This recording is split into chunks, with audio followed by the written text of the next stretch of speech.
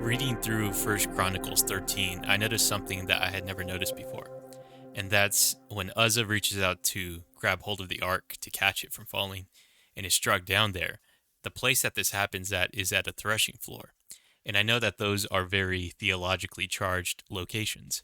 So it reminded me of an old article I had read by Alistair Roberts. And so I wanted to take a look at that article. It's a rather long article, but it's well worth the read. But because it's so long, I'm not going to read the whole thing. I'm just going to kind of summarize and scrub through it. There's a lot of interesting things going on. Now, to begin, he's going to start out in Judges 6:11, and he's going to basically establish the association of the threshing language with judgment. And what he notes here is that when Gideon is called, he is actually threshing wheat in a wine press. He's being called to be a judge, and so he's associated with an act that is symbolic of judgment, the role to which God is calling him. So it's threshing a judgment role as he's being called to become a judge. Also note that he's threshing wheat in a wine press, which brings together the themes of bread and wine. Obviously, its fullest culmination is in the Eucharist. You see this also with the story of Melchizedek, where you have Abram tithe 10%, and Melchizedek gives Abram bread and wine in return. You also have this with Joseph. You have some of these themes as well. But moving on, Micah 4:11 is a good example of this threshing language. It says here, "For he will gather them like sheaves to the threshing floor.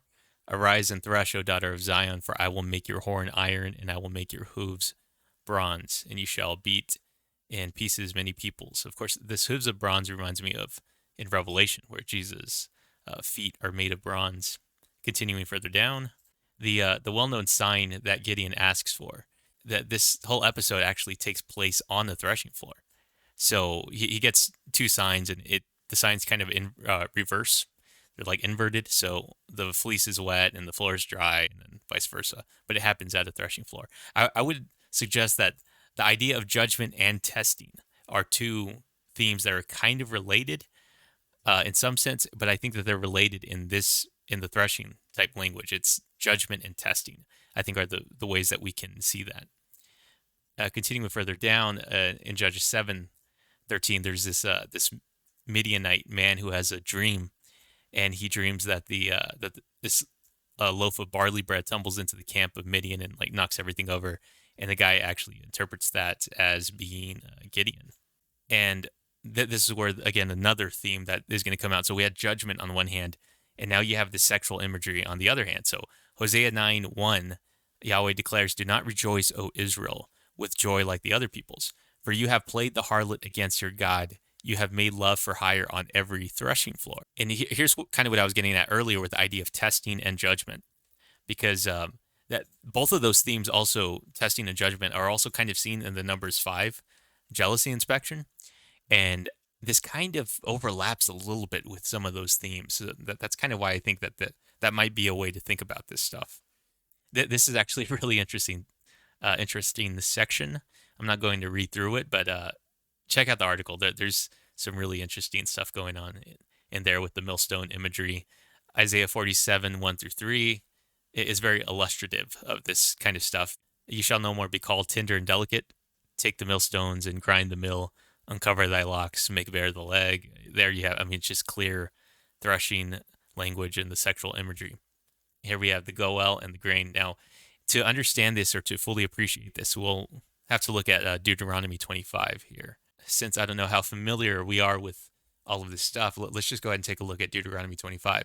It should be noted here that the chapter actually begins. There's not a clean break in the chapter. If we go up to 24, it just kind of flows into 25, and 25 is dealing with a dispute between two men, that kind of thing. And then you have in verse 4, "You shall not muzzle an ox when it is treading out the grain." And then it just slides right into the laws concerning the Levirate marriage. So it seems out of place, but he's going to argue that it has a place. There's a reason why it's here, and it's very interesting. But let's just kind of scrub through this law here. So, "If brothers dwell together, one of them dies and has no son, the wife of the dead man shall not be married outside of the family to a stranger. Her husband's brother shall go into her and take her as his wife and perform the duty of a husband's brother to her. So, in other words, if a man dies, has no son, it's expected that the surviving brother, is going to raise a son with this woman. He's going to give this woman a son. And if he refuses to do all this, is eventually going to be taken uh, to the elders outside of the city. They're going to speak to him if he persists.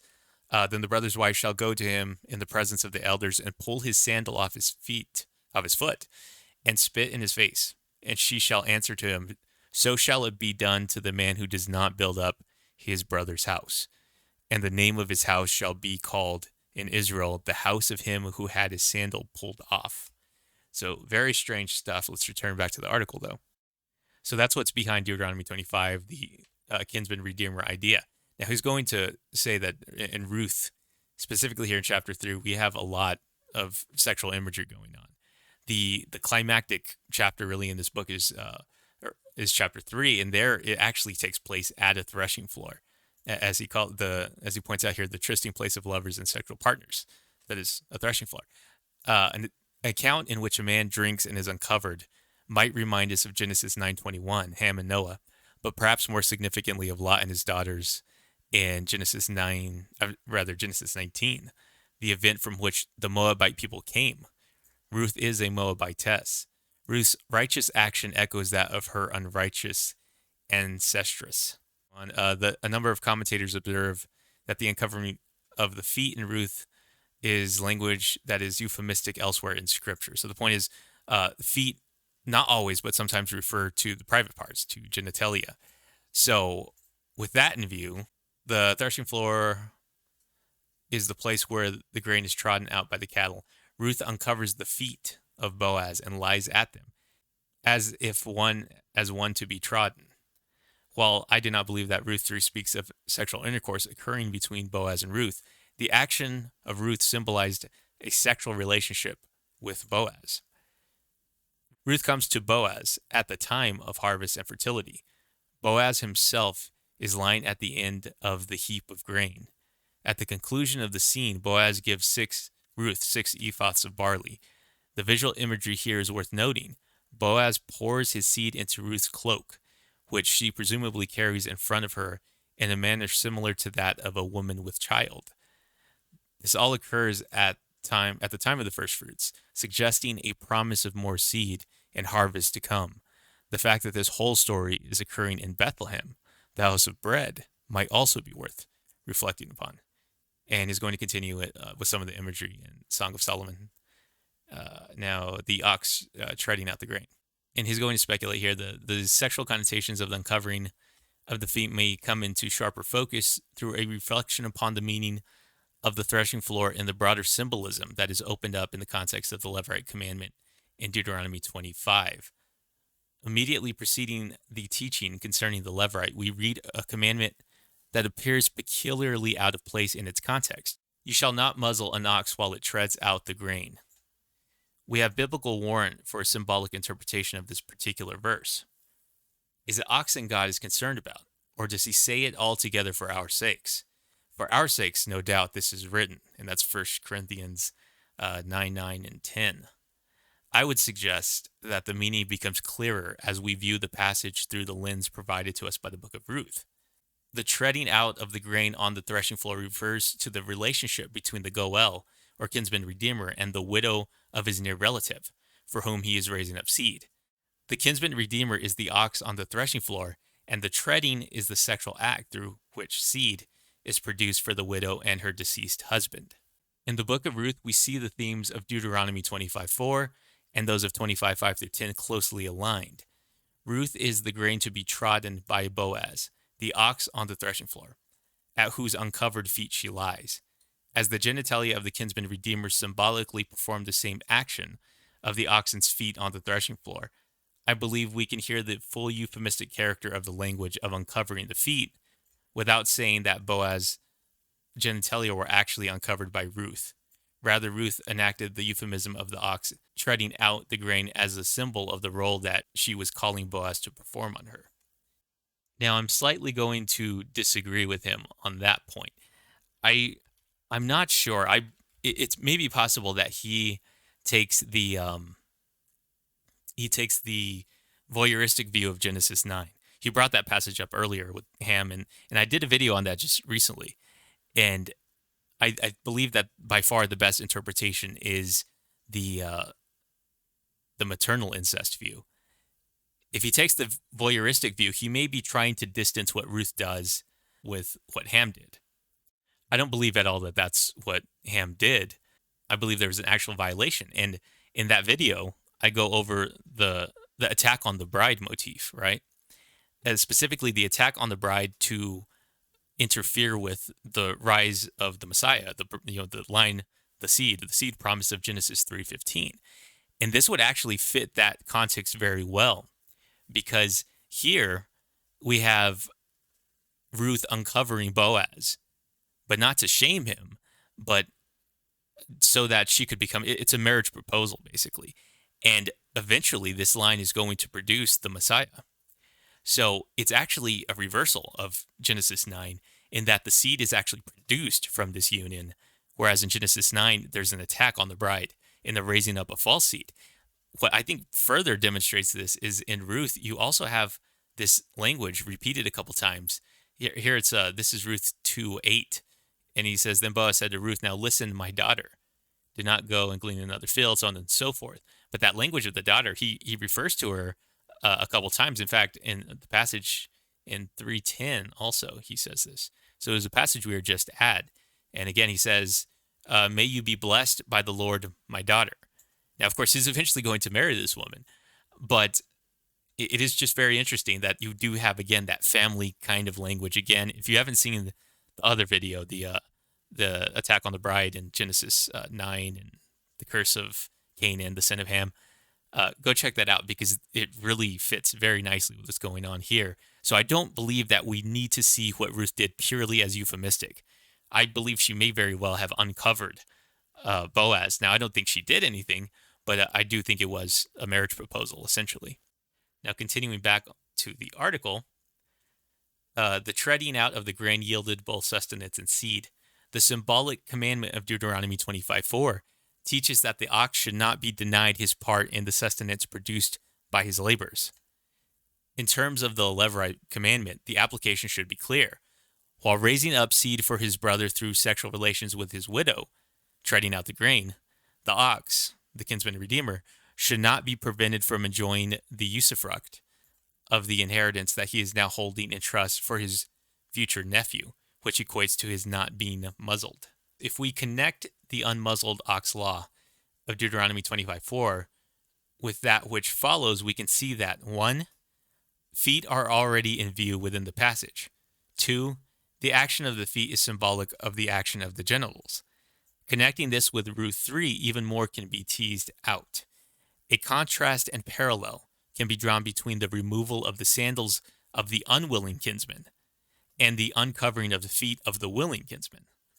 Both have their feet uncovered, but one is shamed while the other is blessed.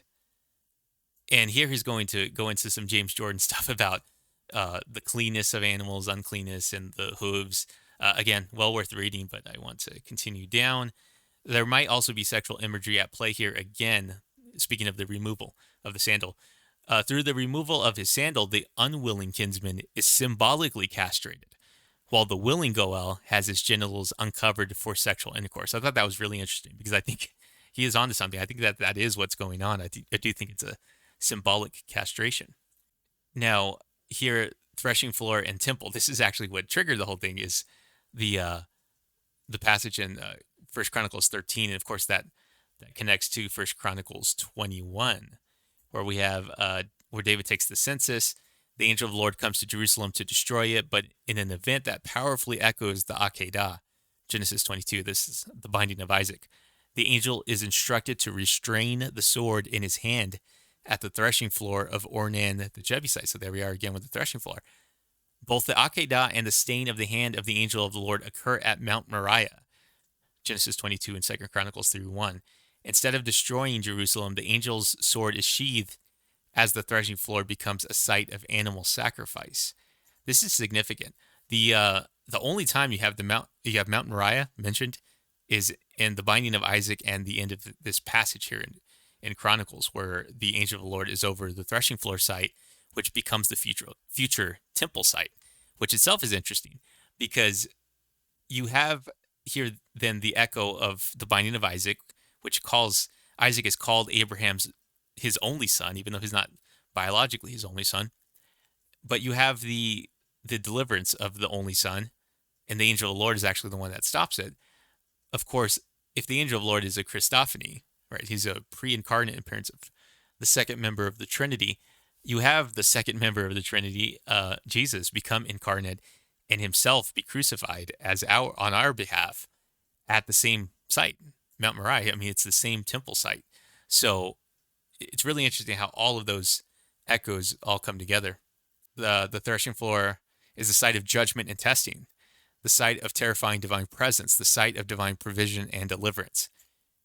It is at the threshing floor that wheat is separated from chaff, the latter being prepared for burning, and the wheat gathered in. It is at the threshing floor that the bridegroom meets with the bride and produce seed. The temple is the trysting place of Yahweh and his bride, Israel. The threshing floor is worked by God's priestly oxen who produce seed for him through their ministry. It is the place where food and seed are produced, where separation and judgment occurs. And this is going to get into, I'm going to skip down to the New Testament because he brings in some interesting stuff with John the Baptist in Matthew 3, 11 and 12. This is John the Baptist speaking. He says, I indeed baptize you with water unto repentance, but he who is coming after me is mightier than I, whose sandals I am not worthy to carry.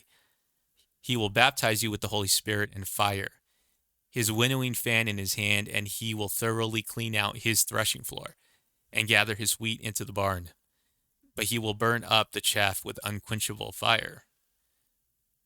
Again, he's going to point out, some of the grapes, winepress, the Isaiah 63 language, Revelation language again, where you have wine. You also have the reaping of wheat. Continue further down, he points out this connects to Malachi. And I do want to note one last thing here. He says, given our previous observations about the significance of the removal of sandals, I would be surprised if it were accidental that John the Baptist consistently mentions the fact that he is unworthy to carry or loose the sandals of Christ. The impression given is that Christ's sandals are being removed for some reason. I suggest that this removal of the sandals has to do with Christ treading out the grain in the holy place. The article continues, but I'm going to end it there and encourage you to read the entire article and check it out yourself. I did want to point out one more thing in 1 Chronicles 13, the passage that started this whole thing. And there was a different article that I do not remember where I can't find it again, so I'll have to look for it. But the article was arguing for the language of great stone, and he was arguing that is basically like a threshing floor site, basically. So it could be seen within some of these same themes. Here you have, again, great stone, and one of these actually, these are connected, if I'm not mistaken, directly to the Ark of the Covenant. Yep, so there it is. Now, but the one I wanted to highlight is in 2 Samuel 20, verse 8 specifically. So you have Joab who's pursuing Amasa. So Joab goes out to meet him. So picking up at verse 9, and Joab said to Amasa, "Is it well with you, my brother?" And Joab took Amasa by the beard with his right hand to kiss him. But Amasa did not observe the sword that was in Joab's hand. So Joab strikes him down there. So here you have death at a great stone, which, again, this article was arguing is basically a threshing floor. But what I found interesting was this. If we click on this term here, take or took, and if we go to our Chronicles passage, here it is. It's the same term over here. And it's not the most common term. It's not, it's a bit rare. And this guy actually was tracking on this, and he pointed this out in the article for a different set of reasons he was tracking on this term. But it occurs 63 times. It's not a super, super common term. So this might be, the great stone kind of language might be something that's also worth tracking on with the threshing floor language as well. But again, this is one of these videos that I'm not sure where any of this would ever fit in anything else. So I just kind of wanted to throw out some of the thoughts and some of the connections. There's a lot more that could be pointed out, especially as we connect First Chronicles 13, the failure of to move the ark, and then chapter 15 when they do successfully move the ark, and then the other failure of David in First Chronicles 21 that the article hits on a couple of times, the temple, the eventual building of the temple, that all of that stuff connects to a number of other places. But those are all different videos that we could jump into some other time.